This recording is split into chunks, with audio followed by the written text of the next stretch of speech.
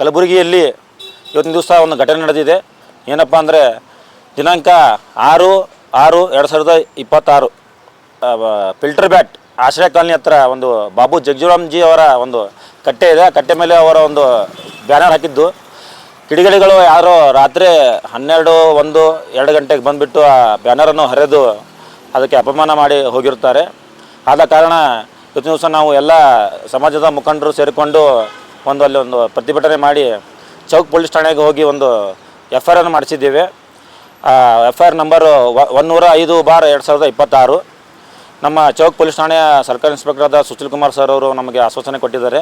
ಏನಪ್ಪ ಅಂದರೆ ಒಂದು 2-3 ದಿವಸದಲ್ಲಿ ಆ ಕಿಡಿಗೇಡಿಗಳನ್ನು ನಾವು ಬಂಧನ ಮಾಡ್ತೀವಿ ಅಂತೇಳಿ. ಒಂದು 2-3 ದಿವಸದಲ್ಲಿ ಅವರು ಸಿಗಲಿಲ್ಲ ಅಂದರೆ ಒಂದು ವಾರದಲ್ಲಿ ನಾವು ನಮ್ಮ ಸಮಾಜ ಕಡೆಯಿಂದ ಒಂದು ಬೃಹತ್ತಾದ ಪ್ರತಿಭಟನೆಯನ್ನು ಇಟ್ಕೋಬೇಕಂತೇಳಿ ಡಿಸೈಡ್ ಮಾಡಿದ್ದೀವಿ. ಸೊ ಈ ಖಂಡನೆಯನ್ನು ನಾವು ಖಂಡಿಸ್ತೀವಿ. ಧನ್ಯವಾದಗಳು.